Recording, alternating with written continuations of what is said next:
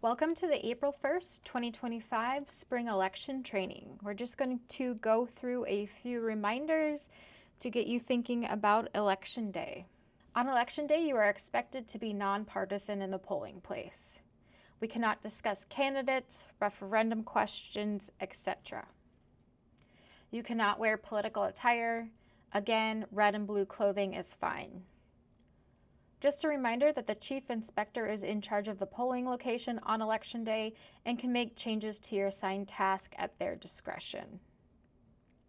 We will have sandwiches for lunch and dinner. Feel free to bring other snacks or drink. Please just make sure that if you do bring something to drink, it has some sort of cap or lid so that we are not spilling on the Badger books or ballots or other important paperwork. We will have 2 election inspectors on each shift that will be on the Badger books. We'll set up an additional 3rd station that a chief inspector could hop on in case there is a long line forming. I don't expect the chief inspector to have a lot of extra time to do this, but if there is a long line, that will be an option for you. A couple reminders about checking photo ID at the Badger book stations. What we are looking for is that the type is acceptable, the expiration is acceptable for the type of ID, the name reasonably conforms with the name in the Badger book. For example, if somebody's ID said James Johnson, but in the poll book they are Jim Johnson, we all know that James and Jim are the same name, and that would reasonably conform, so that is okay. And finally, that the photo reasonably resembles the voter. This is a graphic of acceptable photo IDs that can be used for voting. State of Wisconsin driver's license and ID cards, uniformed services ID cards, and U.S. passports can be used if they are expired since November 5th, 2024, which was the last general election. So if it expired after November 5th, it can be used for voting. If it expired before November 5th, 2024, it cannot be used for voting. A Veteran Affairs ID must be unexpired or have no expiration date. A Wisconsin driver's license or state ID receipt is valid for 45 days from the date it was issued. Tribal IDs can be used if they are expired, and it does not matter what the expiration date is. A certificate of naturalization is valid if it is issued within 2 years of the election day. A student ID can be used, and it is valid if it is expired, but they must also prove proof of enrollment. So they could pull up their class schedule or tuition statement, something that proves that they are still enrolled in that Wisconsin Technical College or university. When you are checking a voter in on the Badger book will show you a complete list of ID options. If it's not on this list, it cannot be used for voting purposes. Confidential voters are exempt from stating their name and address and presenting photo ID. If a confidential voter comes to vote on Election Day, they will instead hand you their confidential voter card. When checking in a confidential voter, click the confidential voter link, which is located on the state name and address screen. Instead of searching for that voter's name, you will search using their identification serial number on their card. If a voter does not have an acceptable photo ID, we must offer them a provisional ballot.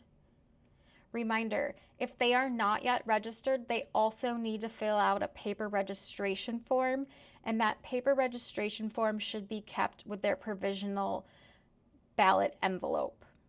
They cannot be registered on the Badger books. They have to fill out a paper form.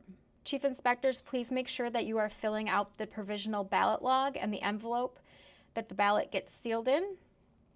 Voters have until 4 p.m. on Friday to provide their photo ID to have their ballot counted by the Board of Canvassers. Please do not seal the provisional ballot carrier envelope with the rest of your ballots. These should just be sealed in its own ballot bag and delivered to City Hall at the end of the night. Each polling place only has one ballot style. This time, all the ballots are pre-printed with the ward numbers on the ballots. so we will not have to stamp the ward numbers this time. Remember, each ballot needs 2 sets of initials. The chief inspector will provide you with some ballots at the beginning of your shift that have 1 set of initials on them. You should not be recording your set of initials until you're handing the ballot out to the voter. So please don't have a stack of ballots at your table that have 2 sets of initials on them. This is an example of a sample ballot for this election. Each polling place will have their own ballot. The only difference between polling places will be the alderperson that is listed for that district. Otherwise, all the other races are just vote for one, and then there is the state referendum question, which is the last question on the ballot. Just a reminder, we cannot explain anything to voters about candidates or parties or referendums. The only thing that we can do is explain the instructions for marking the ballot. So all you can say is that they should fill in the oval next to their selection. There will be an explanation for the state referendum question located on the bulletin boards at each polling location, and you can refer voters to that explanation, but otherwise we cannot explain it. There is nothing on the back side of the ballot for the voter. It's just that place where we need 2 sets of initials.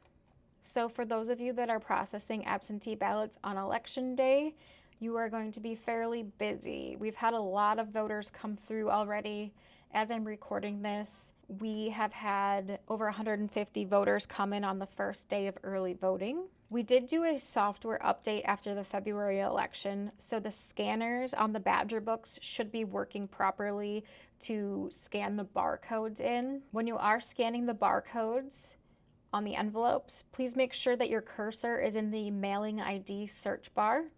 If the barcode is smudged or cannot be read, you may need to search by the voter's name or mailing ID number. After you've checked an absentee ballot in, please make sure that you write their voter number on the label. Also, for absentee ballots, please make sure that the certificate envelope is sufficient. So just double check that the voter's signature is on the ballot along with a witness signature, a witness printed name, and the witness address. Tabulators, please make sure that the voter stays until the screen says "Thank you for voting." If the tabulator detects a mistake on the ballot, always return the ballot back to the voter so they can correct it.